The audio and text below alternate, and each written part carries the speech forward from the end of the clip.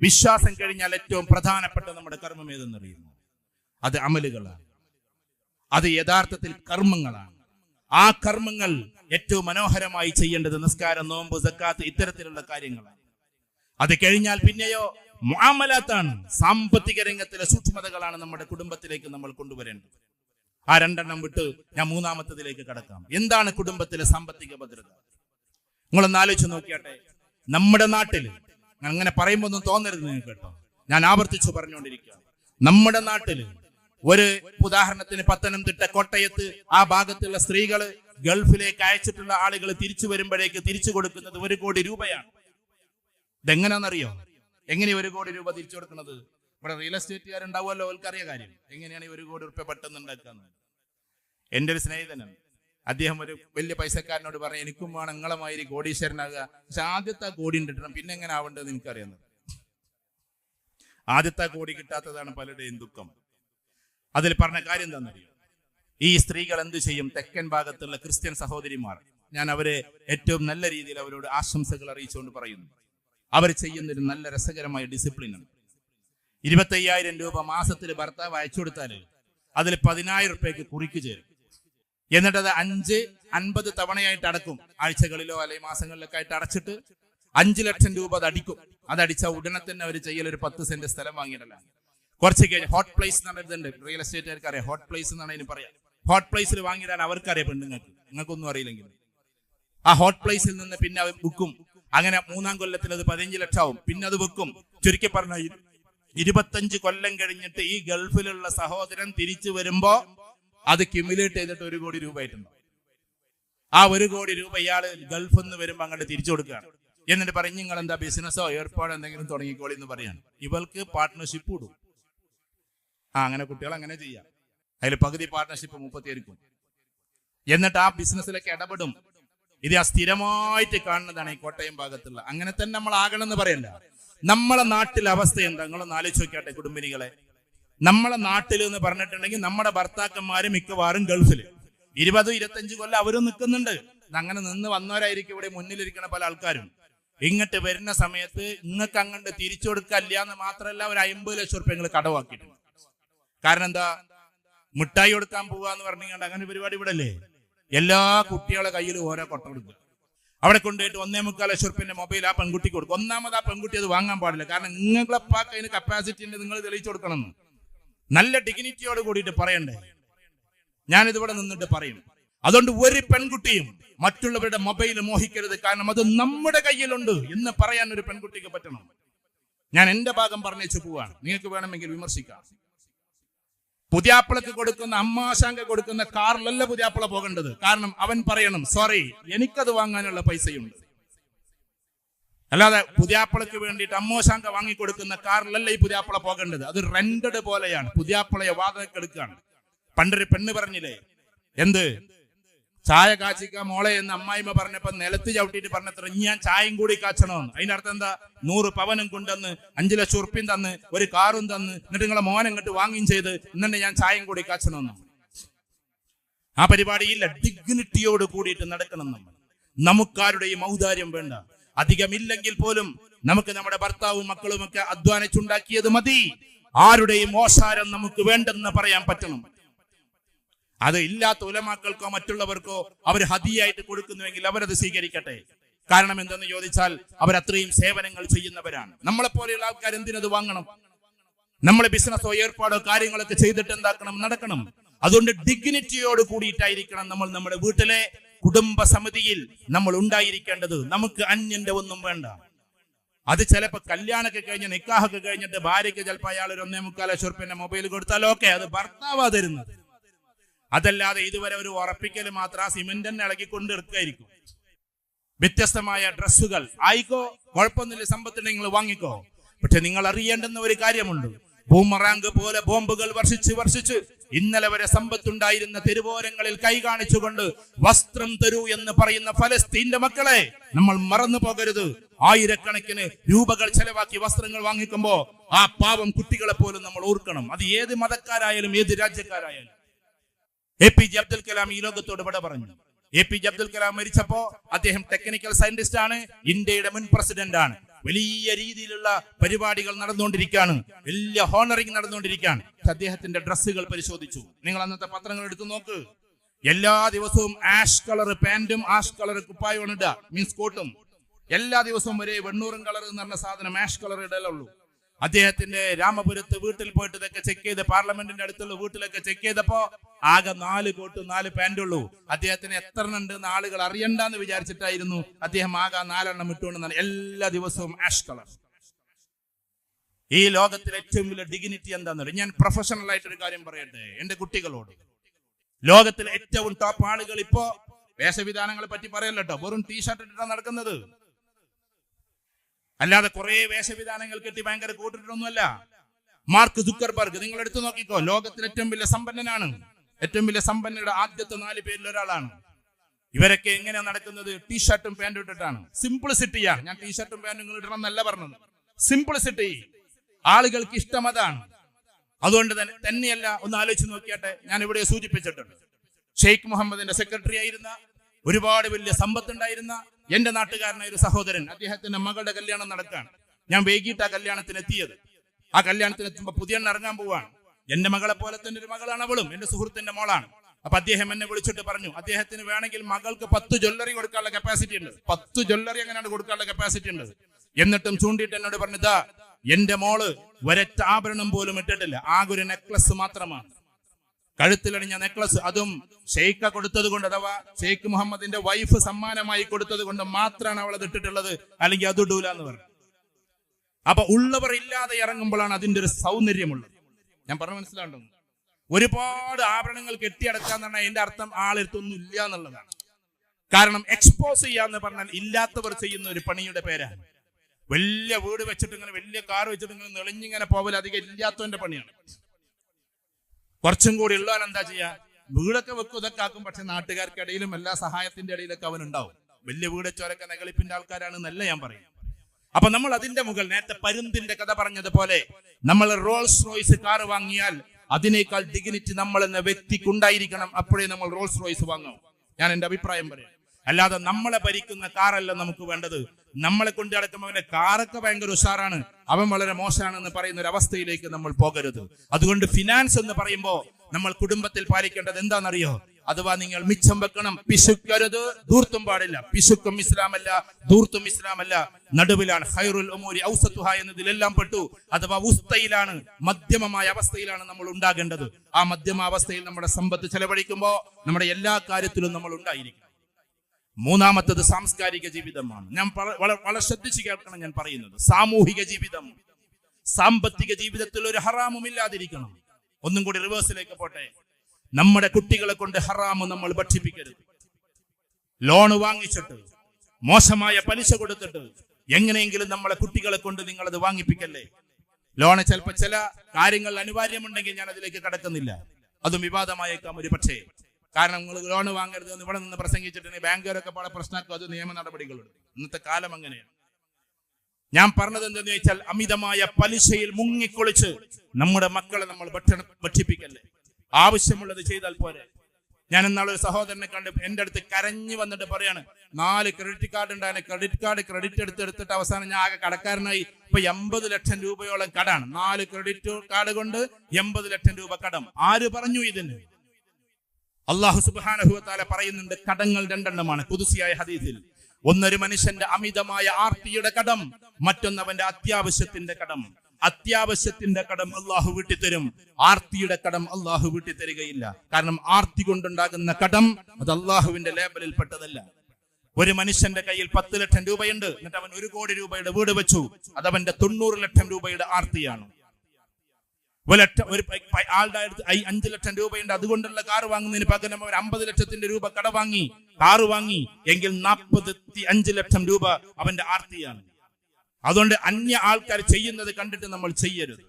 ഈ ലോകത്തിൽ ഏറ്റവും വലിയൊരു സമ്പന്നനുണ്ട്, നിങ്ങൾ എടുത്തു നോക്കിക്കോ ഗൂഗിളിൽ. വാറൻ ബഫേ എന്നാണ് അദ്ദേഹത്തിന് പറയാം. വാറൻ ബഫേ ലോകത്തിലെ മുഴുവൻ ഷെയർ മാർക്കറ്റും അദ്ദേഹമാണ് നിയന്ത്രിച്ചുകൊണ്ടിരിക്കുന്നത്. വാറൻ ബഫറ്റ് എന്നാണ് എഴുതിയിട്ടുണ്ടാവുക. ആ ടി ഉപയോഗിക്കാൻ പാടില്ല. Warren Buffett. അദ്ദേഹം ചെറിയ വീട്ടിലാണ് താമസിക്കുന്നത്. ഞാൻ അങ്ങനെ പറയുമ്പോൾ മഹലിന്റെ പരിപാടിയിലായതുകൊണ്ട് നിങ്ങളൊന്നും വിചാരിക്കരുത്. അദ്ദേഹം ഇപ്പൊ ഏത് പാർട്ടി അതൊന്നും എനിക്ക് നോക്കേണ്ട കാര്യമില്ല. അദ്ദേഹത്തിന്റെ ഇഷ്ടം അതൊക്കെ. രജനീകാന്തിന്റെ വീട് നിങ്ങൾ കണ്ടിട്ടുണ്ടാകും, പോയസ് ഗാർഡില്ല. ഒരു സിനിമ അഭിനയിച്ചാൽ വാങ്ങിക്കുന്നത് 100 കോടി രൂപയാണ് ഏറ്റവും ചുരുങ്ങിയത്. പക്ഷെ നിങ്ങൾ ഇപ്പോഴും പോയസ് ഗാർഡിൽ അദ്ദേഹത്തിന്റെ വീട്ടില്, ആ വീട്ടിൽ പോയാൽ അതൊരു ചെറിയ വീടാണ്, അധികമൊന്നും ഇല്ലാത്ത. കാരണം അദ്ദേഹം എല്ലാ വർഷങ്ങളിലും ഹിമാലയ സാനുക്കളിലേക്ക് തപസ്സിരിക്കാൻ പോവാണ്. അതിന്റെ ഹൈന്ദവ ഭാഗമായിരിക്കാം അദ്ദേഹത്തിന്റെ ചില തീരുമാനങ്ങൾ. അതിലേക്ക് ഞാൻ പോകുന്നില്ല. ഞാൻ അദ്ദേഹത്തെ മഹത്വവൽക്കരിക്കല്ല. പക്ഷേ ആളുകൾ ഉയർന്നവർ താഴ്ന്നു ജീവിക്കുമ്പോഴാണ് മനുഷ്യർക്കൊരു മാതൃകയായി ഉണ്ടാവുക. വലിയ വീട് വെച്ചത്, വലിയ കാറ് വെച്ചതിന് ഞാൻ വിമർശിക്കല്ല. അവനാന്റെ അടുത്തുള്ളതിനനുസരിച്ച് ഉണ്ടാക്കിക്കോട്ടെ എന്ന്. PV അബ്ദുൽ വഹാബ് സാഹിബ് 3 കോടി രൂപയുടെ വീട് വെച്ചു. അന്ന് ഞാൻ വ്യക്തിനെ പറയല്ല, അന്ന് എതിർ രാഷ്ട്രീയക്കാർ ഒരുപാട് പറഞ്ഞു, കണ്ടില്ലേ 3 കോടി രൂപയുടെ വീട് വെച്ചിരിക്കുന്നു എന്നൊക്കെ. അന്ന് അദ്ദേഹം പറഞ്ഞത്, ഗവൺമെന്റിന്റെ കണക്കനുസരിച്ച് എന്റെ അടുത്ത് 300 കോടി രൂപയുണ്ട്, അതിന്റെ 1% കൊണ്ടാണ് ഞാൻ വീട് വെച്ചത്. എല്ലാ വർഷവും 7.5 കോടി രൂപ ഞാൻ എന്താക്കണം, ഞാൻ സക്കാത്ത് കൊടുക്കണം. സക്കാത്തിന്റെ പകുതി പൈസ പോലും ആയിട്ടില്ല എന്റെ വീടിന്. ഈ കേരളക്കരയിൽ ആരെങ്കിലും ഒരാളുണ്ടെങ്കിൽ നിങ്ങൾ പറഞ്ഞു തരണം, എന്റെ സമ്പത്തിന്റെ അഥവാ അവരുടെ സമ്പത്തിന്റെ 100-ൽ 1 പൈസ കൊണ്ട് വീട് വെച്ചവരുണ്ടെങ്കിൽ പറഞ്ഞു തരണം എന്നാണ് അദ്ദേഹം മറുപടി കൊടുത്തത്. ഞാൻ അദ്ദേഹത്തെ വാഴ്ത്താൻ വേണ്ടി പറയല്ല. അവിടെ മനസ്സിലാക്കേണ്ടത്, നമ്മളടുത്ത് 100 കോടി രൂപയുണ്ടെങ്കിൽ നിങ്ങൾ 10 കോടിയുടെ വീട് വെച്ചോ. അല്ലാതെ ആകെ 1 കോടി രൂപ കൊണ്ട് മത്സരിച്ചിട്ട് നമ്മൾ 10 കോടിയുടെ വീടാക്കാൻ ശ്രമിക്കരുത്. അതുകൊണ്ട് നമ്മൾ ബാലൻസ്ഡ് ആയിട്ട് ജീവിക്കണം. നമ്മുടെ കുടുംബത്തിന്റെ ബാലൻസ് ഏറ്റവും കൂടുതലായി കിടക്കുന്ന നമ്മുടെ സാമ്പത്തിക സുഭദ്രതയിലാണ്. സാമ്പത്തികം പ്രയാസമാകുമ്പോൾ മനുഷ്യനെ കൊണ്ട് വൃത്തികേടുകൾ ചെയ്യിപ്പിക്കും, മനുഷ്യനെ വൃത്തികേടിലേക്ക് പോകും. ഇപ്പൊ എത്രയോ ആളുകൾ എന്തൊക്കെയോ വീഡിയോ എടുത്ത് വിടാൻ പൈസക്ക് വേണ്ടി മാത്രം ശരീരത്തെ പോലും വിട്ടുകൊണ്ടിരിക്കുന്ന പാവപ്പെട്ട പെൺകുട്ടികളെ നമ്മൾ കണ്ടുകൊണ്ടിരിക്കുകയാണ്, വെറും പൈസ മോഹികളായിട്ട്. ഇതെന്നും അവിടെ കിടക്കാണ്, ട്രാക്ക് റെക്കോർഡാണ്, ഒരിക്കലും മാറില്ലല്ലോ ഇത്. എന്തൊക്കെയോ ഒരു 1000 രൂപ അല്ലെങ്കിൽ 10,000 രൂപ 15,000 രൂപ കിട്ടാൻ വേണ്ടിയിട്ട് എന്തൊക്കെയോ കോലം കെട്ടി ഇറങ്ങുകയാണ് നമ്മൾ ഓരോരുത്തരും. അല്ല, കണ്ടന്റ് ഉണ്ടോ നിങ്ങളുടെ കയ്യിൽ? അതിമനോഹരമായി കണ്ടന്റ് ഉണ്ടോ എങ്കിൽ നിങ്ങൾ ചെയ്തോ. അതിന് അനുവാദം തരില്ല എങ്കിൽ നിങ്ങൾ ചെയ്തോ. പക്ഷേ എന്തൊക്കെയോ ചെയ്ത് കാട്ടിക്കൂട്ടുന്ന പൈസയ്ക്ക് വേണ്ടി എന്തിനു മോഹിക്കുന്ന ഒരാളായി നമ്മൾ മാറരുത്. ഞാൻ എന്റെ പ്രിയപ്പെട്ട ഉസ്താദിനെ ഇവിടെ ഒന്ന് ഓർമ്മപ്പെടുത്താൻ ആഗ്രഹിക്കു പോവാണ്. അബൂബക്കർ ഫൈസിയെ, ഇവരെ പോലെ ഫൈസി ആയിട്ടുള്ള ഒരു മനുഷ്യനാണ്. എനിക്ക് മദ്രസ പഠിപ്പിച്ചെന്ന്, നഹ്വൊക്കെ പഠിപ്പിച്ചെന്ന്, അത് കഴിഞ്ഞിട്ട് കുറച്ച് കിതാബ് ഓതാൻ വേണ്ടിയിട്ട് പള്ളിയിൽ പോയപ്പോൾ അതും പഠിപ്പിച്ചെന്ന്. അങ്ങനത്തെ ഒരു മഹാമനുഷ്യൻ. പക്ഷെ അദ്ദേഹത്തിന്റെ വീടിന്റെ അവസ്ഥ നമുക്കറിയില്ലായിരുന്നു. അബൂബക്കർ ഫൈസി കോന്നല്ലൂരിൽ ഉണ്ടായിരുന്ന ആദ്യത്തെ നമ്മുടെ പ്രിയങ്കരനായിട്ടുള്ള ഖതീബ്, തങ്ങളുടെയൊക്കെ കാലഘട്ടത്തിന് തൊട്ട് ശേഷം, തങ്ങളവിടെ പഠിച്ചതിന് ശേഷമുള്ള ഖതീബ്, ഞങ്ങളൊക്കെ പഠിപ്പിച്ചത് അദ്ദേഹമാണ്. അദ്ദേഹത്തിന്റെ വീട് എങ്ങനെ ഞങ്ങൾക്ക് അറിയില്ലായിരുന്നു. ഒരു മനുഷ്യനോട് ഒന്നും ചോദിക്കില്ല, ഒരു മനുഷ്യനോടും ഒന്നും. എന്ത് തന്നെ പറഞ്ഞാലേ ആവശ്യമില്ല എന്നത്. നല്ല വയലറിയും പോകുന്നിടത്തേക്ക് വണ്ടിയിട്ട് എന്നാൽ ഞാൻ നടന്നിട്ടാണ്ട് വരാം, എന്നിട്ട് കറുത്ത ബാഗും തൊക്കത്ത് വെച്ചിട്ട് ഒറ്റ പോക്കാണ്. പാവം മനുഷ്യൻ.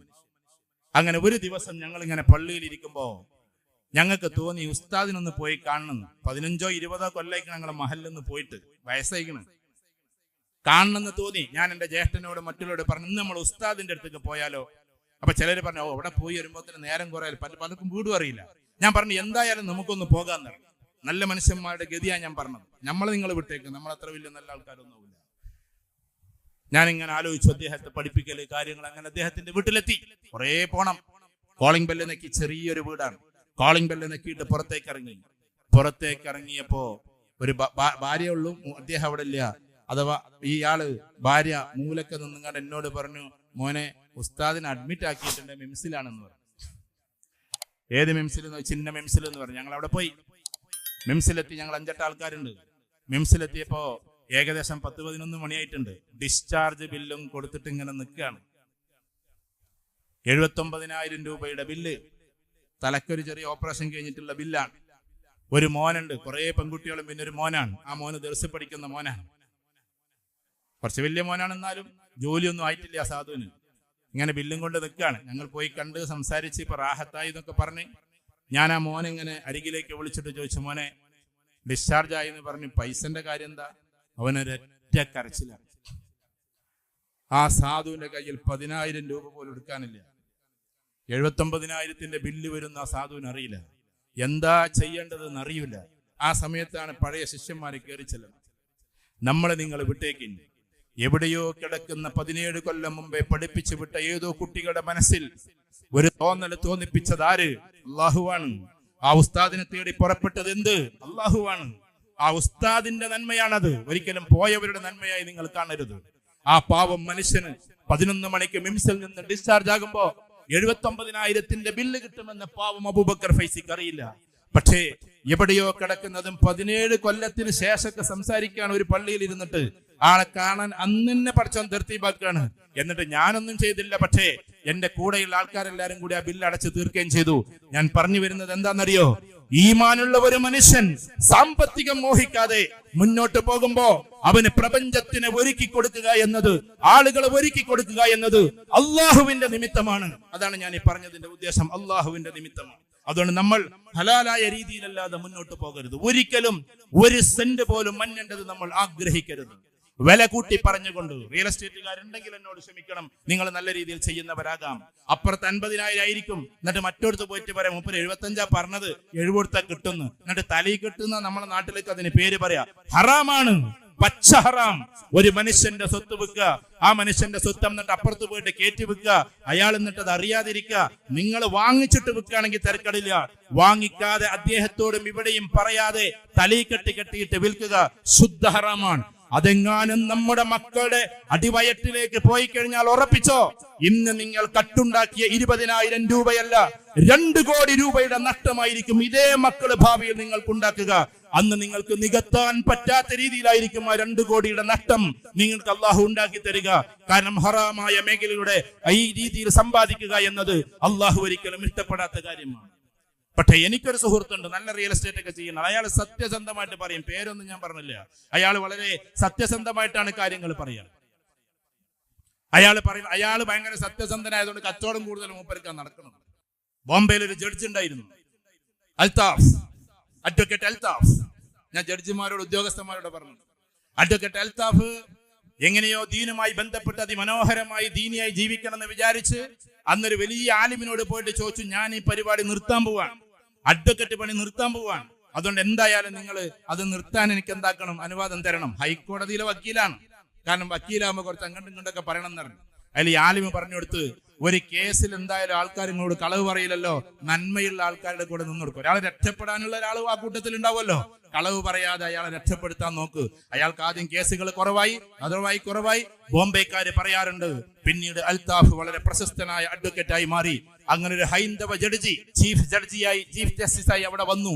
ആ ആള് വിധിക്കുന്നതൊക്കെയും അൽതാഫിന് അനുകൂലമായിട്ട് ആൾക്കാർക്ക് തോന്നി. അൽതാഫ് വാദിക്കുന്നു, അൽതാഫിന് അനുകൂലമായി വിധി പോലെ ആളുകൾക്ക് തോന്നിയപ്പോ, നിങ്ങൾ എന്താ അൽതാഫിന് അനുകൂലം പോലെ എങ്ങനെ പറയുന്നത് എന്ന് പറഞ്ഞപ്പോ ആ പാവം സ്ത്രീ പറഞ്ഞത്ര അവിടുത്തെ ലോയേഴ്സ് ഫോറത്തോട്, അൽതാഫിനെതിരെ ഞാൻ വിധിക്കുമ്പോൾ അത് ദൈവത്തിനെതിരെയുള്ള വിധിയായി പോകുമോ എന്ന് എനിക്ക് ഭയമുണ്ട് എന്നാണ്. ഒരു അഡ്വക്കേറ്റിനെ കുറിച്ച് ഒരു ജഡ്ജി പറഞ്ഞ വാക്കാണ്. നീതിയുക്തമായിട്ട് ആ ജഡ്ജിമാര് വാദിക്കുക.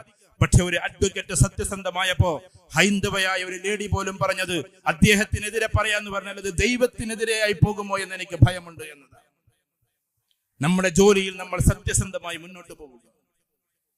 ഒരിക്കലും ട്രെയിനിൽ കയറിയപ്പോ ഒരു ഹൈന്ദവനായ ഒരു സഹോദരൻ പിന്നെ അദ്ദേഹം ഒരു നായരാണ്. അദ്ദേഹം എന്നോട് ചോദിച്ചു, നിങ്ങൾ അബ്ദുള്ള എഞ്ചിനീയർ അറിയുമോ എന്ന് ചോദിച്ചു. എന്നെ കണ്ടപ്പോ ചോദിച്ചത്, ഓ ഞാൻ അറിയും, ഞാൻ അബ്ദുള്ള എഞ്ചിനീയർ അങ്ങനെ വാഴ്ത്തി പറയല്ലോ കേട്ടോ. അദ്ദേഹം ചീഫ് എക്സിക്യൂട്ടീവ് എഞ്ചിനീയർ ആയിരുന്നു കേരളത്തിലെ. പിണറായി വിജയൻ എന്ന് പറയുന്ന നമ്മുടെ ഇന്നത്തെ മുഖ്യമന്ത്രി സാറ് അന്ന് വൈദ്യുതി മന്ത്രിയായിരുന്ന സമയത്ത് അദ്ദേഹത്തിന്റെ ബോർഡിലെ ഡയറക്ടർഷിപ്പിൽ ഇരുന്ന ആളാണ്. അദ്ദേഹത്തെ കുറിച്ചിട്ട് പറയാണ്, എല്ലാ ദിവസവും 5:30 പോവാ. ഞാൻ ഹലാലിനെ കുറിച്ച് പറയുമ്പോൾ അത് പറഞ്ഞത് 5:30 മണിക്കാണ് ഓഫീസ് അടച്ച് പോവാ. വലിയ ഉദ്യോഗസ്ഥനാണ്. അതിനവസാന യാത്രയെ പിന്നെ ഞങ്ങൾ ചോദിച്ചു, നിങ്ങൾ എന്താ 5 മണിക്ക് ഓഫീസ് പൂട്ടേണ്ടത് 5:30 പൂട്ടിയിട്ട് പോണത്? അപ്പൊ ഇദ്ദേഹം മറുപടി പറഞ്ഞത്രേ, അതെ ഞാൻ ഈ ളുഹർ അസർ എന്ന് പറഞ്ഞ 2 നിസ്കാരങ്ങൾ ഉണ്ട്, ഞാൻ പള്ളിയിൽ പോയിട്ട് നിസ്കരിക്കുക, 2നും കൂടി എനിക്ക് 1/2 മണിക്കൂർ ചെലവാകാറുണ്ട്. അത് സർക്കാരിന്റെ കണക്കിൽ ഇല്ലാത്ത ഒന്നാണ്. ഭക്ഷണം കഴിക്കാനുള്ള ഒരു ഒഴിവല്ലേ തരുന്നുള്ളൂ. അതുകൊണ്ട് ആ സമയം കൂടി ഞാൻ എടുക്കുന്നത് കൊണ്ട് അത്രയും സമയം കൂടി ഞാൻ സർക്കാരിന് വേണ്ടി ജോലി ചെയ്തില്ല എങ്കിൽ ഈ ശമ്പളം എനിക്ക് ഹറാമായി പോകും. അത് കുട്ടികൾക്ക് കൊടുത്താൽ അത് നിഷിദ്ധമാകും. എന്റെ മക്കൾ എനിക്കെതിരായി പോകും. ഇതാണ് സത്യസന്ധത. നിങ്ങൾ എവിടെ നിന്നിട്ടാ പറഞ്ഞത്, ആരോടാ ഇത് പറഞ്ഞെന്ന് എന്നോട് ചോദിക്കരുത്. കാരണം ഇത് നമ്മൾ പാലിച്ചേ പറ്റൂ. അല്ലാത്തതൊന്നും നമ്മുടെ മക്കൾക്ക് വേണ്ട, ഒന്നും വേണ്ട. അങ്ങനെ ഹലാലായി ജീവിക്കാൻ നമുക്ക് പറ്റണം. സാംസ്കാരികപരമായ ജീവിതം വളരെ ശ്രദ്ധിച്ച് കേൾക്കണം. ഇതാണ് ഇന്നത്തെ പ്രധാനപ്പെട്ട പോയിന്റായിട്ട് എനിക്ക് തോന്നിയിട്ടുള്ളത്. ആ ജീവിതത്തിലാണ് കുടുംബത്തിന്റെ അന്തരീക്ഷം നിങ്ങൾ ശ്രദ്ധിക്കേണ്ടത്. ഞാൻ നേരത്തെ പറഞ്ഞത് വിശ്വാസമാണ്, കർമ്മങ്ങളാണ്, സാമ്പത്തിക രംഗത്തിലെ സൂക്ഷ്മതയാണ്. എന്നാൽ ഇനി പറയാൻ പോകുന്നത് സാമൂഹിക അന്തരീക്ഷത്തിലെ സൂക്ഷ്മതയാണ്. ഇതൊക്കെ ദീനിന്റെ പ്രധാനപ്പെട്ട ഭാഗങ്ങളാണ്. നാളെ നിങ്ങൾ ഉലമാക്കളോട് ചോദിക്കൂ, അള്ളാഹുവിനെ കുറിച്ച് ചോദിക്കുന്ന ഈമാന്റെ കോടതിയുണ്ട്, ഇബാദത്തിന്റെ കോടതിയുണ്ട്. ഈ രണ്ട് കോടതിയിൽ നിന്നും രക്ഷപ്പെട്ടാലും, ഒന്നും കൂടി പറയാം, ഈമാന്റെ കോടതിയിൽ നിന്നും ഇബാദത്തിന്റെ കോടതിയിൽ നിന്നും രക്ഷപ്പെട്ടാലും രക്ഷപ്പെടാതെ നിൽക്കുന്ന ഒരു കോടതിയുണ്ട്. അത് ഹുഖൂഖുൽ ഇബാദാണ്. അഥവാ അള്ളാഹുവിന്റെ സൃഷ്ടി ചരാചരങ്ങളോടുള്ള ബാധ്യതകൾ അതിൻ്റെതായ രീതിയിൽ നിർവഹിച്ചിട്ടില്ല എങ്കിൽ അവിടെ നമ്മൾ കുടുങ്ങിപ്പോകുമെന്ന്. ഇവിടെ നിന്നൊക്കെ രക്ഷപ്പെട്ടിട്ട് സ്വർഗത്തേക്ക് പോകാൻ നേരത്തായിരിക്കും അഞ്ചം വന്നിട്ട് പറയാ, നിക്കവിടെ ഇന്റെ ഒരു സെന്റ് എടുത്തിട്ടുണ്ടവന്. അപ്പൊ അവിടെ സെന്റ് കൊടുക്കലല്ല പരിപാടി, ഇവന്റെ ഇബാദത്തെടുത്ത് കൊടുക്കലാണ്. ആ കാരണത്താൽ ഇവൻ മറുവശത്തേക്ക് ചാടേണ്ടി വരും, നരകത്തിൽ പോകേണ്ടി വരും. മുആമലാത്തും മുആശറാത്തും അത്ര പ്രധാനപ്പെട്ടതാണ്. അത് നമ്മുടെ കുട്ടികളോട് നല്ല രീതിയിൽ വർത്തിക്കാൻ നമുക്ക് പറ്റണം. എന്റെ പ്രിയപ്പെട്ട ഉമ്മമാര് പ്രത്യേകിച്ചൊന്ന് ശ്രദ്ധിക്കും. ഇതാ ഇവിടെ ഇരിക്കുന്ന വിദ്യാർത്ഥികൾ, ഇവിടെ ഇരിക്കുന്ന പ്രിയപ്പെട്ട കുട്ടികൾ, അവരെ മോശമായി നിങ്ങൾ കാണില്ല. അവർ സമൂഹത്തിന്റെ ഭാഗമാണ്. ഒന്നൊന്ന് മുടിയൊന്ന് തിരുത്തിവെട്ടി എന്നതിന്റെ പേരിൽ നിങ്ങൾ അവരെ ഒറ്റപ്പെടുത്തല്ലേ, അവരെ കുറ്റപ്പെടുത്തല്ലേ. അവരാ മുടിയൊക്കെ തിരിച്ചു വെട്ടുന്ന ഒരു കാലം വരുന്നതും കാത്ത് നമ്മൾ ഇരിക്കണം പ്രാർത്ഥനയോടെ. നിങ്ങൾ ഇവിടെ 45-50 വയസ്സായ ആൾക്കാർ ആ രീതിയിൽ മുടിവെട്ടുന്നത് ആരെങ്കിലും നിങ്ങൾ കണ്ടിട്ടുണ്ടോ? കേരളക്കരയിൽ കാണാൻ സാധ്യതയില്ല. കാരണം 45-50 വയസ്സുകാരൊക്കെ അത്യാവശ്യം നല്ലപോലെ മുടിവെട്ട്, അല്ലാതെ കുട്ടികളെ മാതിരി വെട്ടൂല. കാരണം അതൊരു പ്രത്യേക പ്രായത്തിന്റെ ചാബല്യമാണ്. ഞാൻ അതിന് അനുവാദം തരല്ല, അങ്ങനെ വെട്ടണമെന്ന് പറയല്ല. അഥവാ ആരെങ്കിലും വെട്ടിയിട്ടുണ്ടെങ്കിൽ ആ കുട്ടിയെ സ്നേഹത്തോടെ മറിക്കേണ്ടതാണ് നമ്മുടെ ഉത്തരവാദിത്വം. നമ്മുടെ നാട്ടിലൊരു മദ്യപാനിയായ ഒരു കുട്ടിയുണ്ടെന്ന് നമുക്ക് മഹലിൽ ചിലപ്പോൾ അങ്ങനെയൊക്കെ ഉണ്ടാവും. അങ്ങനെ ഉണ്ടാകുമ്പോ മദ്യപാനിയായ കുട്ടിയെ അങ്ങനെ അങ്ങോട്ട് ഒഴിവാക്കലല്ല നമ്മുടെ ജീവിതം. പകരം അവനെ സ്നേഹത്തോടെ പറഞ്ഞു മനസ്സിലാക്കി കൗൺസിലിങ്ങും തെറാപ്പിയും നടത്തി ഡി അഡിക്ഷൻ സെന്ററിൽ കൊണ്ടുപോയി അതിമനോഹരമായി അവനെ മാറ്റിയെടുക്കലാണ് ഒരു മുസൽമാന്റെ ഉത്തരവാദിത്വം. ഒരു മുസൽമാന്റെ ഉത്തരവാദിത്വമാണ്. നമ്മൾ അവനെ സ്നേഹത്തോടു കൂടിയേ പെരുമാറാവും. അല്ലാതെ ഒരു മദ്യപാനിയാണ് എന്നതിന്റെ പേരിൽ തട്ടല്ലേ, എന്തെങ്കിലും ഒന്നിന്റെ പേരിൽ നമ്മൾ തള്ളി മാറ്റല്ലേ. പകരം അവനെ സ്നേഹപൂർവ്വം കൊണ്ടു നടത്തു. ഞാൻ എത്രയോ ഉദാഹരണങ്ങൾ പറയാറുണ്ട്. ഉമർ റളിയല്ലാഹു തആലയുടെ കാലത്ത് ചെറുപ്പക്കാരനായ ഒരു ചെറുപ്പക്കാരൻ വിദേശത്ത് നിന്ന് ഇറാൻ എന്ന് വന്നതാണ്. ആ കാലത്ത് അങ്ങോട്ട് വന്നിട്ടുള്ളൂ. ഉമർ റളിയല്ലാഹു തആലയുടെ കാലത്ത് അവൻ മദ്യപിച്ചു, വന്നിട്ടേ ഉള്ളൂ ഇസ്ലാമിലേക്ക്. അത് കണ്ടു ഉമർ റളിയല്ലാഹു തആല 20 രാജ്യങ്ങൾ ഭരിക്കുന്ന ചക്രവർത്തിയാണ്. A single spiritual dominion and 20 physical kingdoms. 20 ഭൗതിക രാജ്യങ്ങൾ ഏകോപിപ്പിച്ചുകൊണ്ട് ഒരു ആത്മീയ ലോകമായി ഭരിക്കുന്ന ചക്രവർത്തി കണ്ടുകൊണ്ട് പോയി. വല്ലാത്ത സങ്കടം. പള്ളിയിൽ പോയി നിസ്കരിച്ച് ഒരുപാട് ദുആ ചെയ്ത് കുറെ നാളുകൾക്ക് ശേഷം ഈ പയ്യൻ പള്ളിയിലേക്ക് വരികയാണ്. 1 മാസത്തേക്ക് നിസ്കരിക്കാൻ പള്ളിക്ക് വന്നില്ല, അവിടെ നിസ്കരിക്കണ്ടാവും. പക്ഷെ അറിയാതെ അവന്റെ നാട്ടിലെ ശീലം ഒന്ന് ആയിപ്പോയതാണ്. ഉമർ റളിയല്ലാഹു തആല എന്നെ കാണാൻ വന്നു. ചില ആൾക്കാർ പ്രസംഗത്തിൽ സഹാബിയാണെന്നൊക്കെ പറയും. നഊദു ബില്ലാഹ്, സഹാബാക്കൾ അതൊന്നും ചെയ്യൂല. ചരിത്രം വായിക്കുമ്പോൾ അത് ഇറാനിൽ നിന്ന് വന്നിട്ടുള്ള ഒരു ചെറുപ്പക്കാരനായിരുന്നു എന്നാണ് നമുക്ക് മനസ്സിലാകുന്നത്. ഏതായിരുന്നാലും പള്ളിയിൽ നിന്ന് കണ്ടപ്പോ ഉമർ റളിയല്ലാഹു തആല ആഹ്ലാദത്തോടെ വിളിക്കാണ്, വാ മോനെ വാ, താലഹി താൽ. ആ അടുത്തേക്ക് വിളിച്ച് നേരെ വന്നിട്ട് മിഹ്റാബിൽ നിന്ന്, ഏതാ മിഹ്റാബ് എന്നറിയോ? റസൂലുള്ളാഹി സ്വല്ലല്ലാഹു അലൈഹി വസല്ലം ഇമാമത്ത് നിന്ന് നിസ്കരിച്ചിട്ടുള്ള മിഹ്റാബിൽ വെച്ചിട്ട് ഈ ഉമർ റളിയല്ലാഹു തആല ചെറുപ്പക്കാരനെ കെട്ടിപ്പിടിക്കാൻ, എന്നിട്ട് ആരും കേൾക്കാതെ ചെവിയിൽ മന്ത്രിച്ചു, മോനെ നീ മദ്യപിച്ചത് ഞാൻ ആരോടും പറഞ്ഞിട്ടില്ല എന്ന്. ആ ചെറുപ്പക്കാരൻ കരഞ്ഞോണ്ട് ഇങ്ങോട്ട് സ്വകാര്യം പറയാണ്, ഞാൻ മദ്യപിച്ചത് നിങ്ങൾ ആരോടും പറയില്ലെന്ന് എനിക്കറിയാം, നിങ്ങൾ ഉമറുൽ ഫാറൂഖ് ആണെന്ന് എനിക്കറിയാം, ആരോടും എന്നെ പറ്റി മോശം പറയില്ലെന്നറിയാം, അതുകൊണ്ട് ഞാൻ പറഞ്ഞോട്ടെ, അതിനുശേഷം ഞാൻ മദ്യപിച്ചിട്ടേ ഇല്ല, ഇനി ഞാൻ മദ്യപിക്കുകയുമില്ല, ഈ മെഹ്റാബിൽ വെച്ച് ഞാൻ സത്യം ചെയ്യുന്നു, ഞാൻ മദ്യപിക്കുകയില്ല. ആ ചെറുപ്പക്കാരൻ പിന്നെ അങ്ങനെ തന്നെ ജീവിതാന്ത്യം വരെ കഴിഞ്ഞുകൂടി എന്നതാണ്. എന്റെ പ്രിയപ്പെട്ടവരെ, ഉമർ റളിയല്ലാഹു തആല അൻഹുവിന്റെ മാതൃകയാണ് നമ്മുടെ മാതൃക. മദ്യപാനിയെ കണ്ടാലും നമ്മൾ അവന്റെ കൂടെ കൂടണ്ട, സ്നേഹത്തോടെ നമ്മുടെ കൂട്ടത്തിൽ കൂടണം. അവന്റെ കൂടെ കൂടൽ വേറെ, നമ്മുടെ കൂട്ടത്തിൽ അവനെ കൂട്ടൽ വേറെ. ഇത് രണ്ടും രണ്ട് കൂടലാണ്. നമ്മുടെ കൂട്ടത്തിൽ അവനെ കൂട്ടുക എന്ന് പറഞ്ഞാൽ നമ്മുടെ ഐഡിയോളജിയിലേക്ക് അവനെ കൂട്ടലാണ്. അവന്റെ കൂടെ കൂടാന്ന് പറഞ്ഞാൽ നമ്മൾ അങ്ങോട്ട് പോയി കൂടലാണ്. ഇത് രണ്ടും രണ്ടാണ്. അതുകൊണ്ട് ഈ ചെറുപ്പക്കാരെ നമ്മൾ പ്രത്യേകിച്ച്, എന്റെ ചെറുപ്പക്കാരോട് എനിക്ക് പറയാനുള്ളത്, വളരെ ശ്രദ്ധിച്ച് കേൾക്കണം നിങ്ങൾ. ഞാനിപ്പോ കഴിഞ്ഞ ആഴ്ച ദുബായിൽ ഒരു പരിപാടിയിൽ പങ്കെടുത്തപ്പോ ഒരു ടെക്നോളജി ഫെസ്റ്റ് ആയിരുന്നു. അത് അവിടെ food fest, technology fest, health fest ഒക്കെ നടന്നുകൊണ്ടിരിക്കുകയാണ്. ആ ടെക്നോളജി ഫെസ്റ്റില് അവിടെ വളരെ മനോഹരമായി ജപ്പാനുകാര് കൊണ്ടുവന്നിട്ടുള്ള ഒരു സാധനമുണ്ട്, ഡാർക്ക് റൂം എന്ന് പറയുന്നത്. ഒരു മനുഷ്യനെ എങ്ങനെയാണ് സെർച്ച് എഞ്ചിൻ ഡാർക്ക് റൂമിലേക്ക് കൊണ്ടുപോകുന്നത് എന്നതായിരുന്നു അവിടെ വിശദീകരണം. ഞാൻ പറഞ്ഞ വളരെ ശ്രദ്ധിച്ച് കേൾക്കണം.